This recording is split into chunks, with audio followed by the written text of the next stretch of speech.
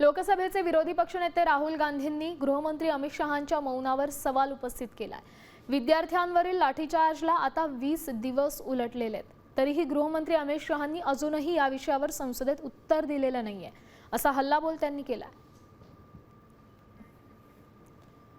दरम्यान राहुल गांधींनी नेमकी काय पोस्ट केली आहे पाहूयात। विद्यार्थ्यांवर पॅलेट गनचा वापर केला गेला, लोखंडी खिळे ठोकलेल्या काठ्यांचा वापर करण्यात आला।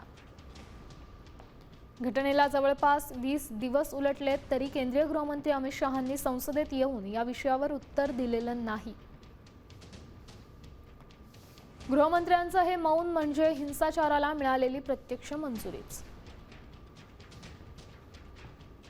हिंसाचाराची सर्वोच्च न्यायालयाच्या देखरेखीखाली तात्काळ निष्पक्ष चौकशी करा, अशी मागणी राहुल गांधींनी ट्विट करत केलेली आहे। साम टीव्ही मला बघायला आवडतो, कारण त्यावर दाखवल्या जाणाऱ्या बातम्या रिलेट करतात।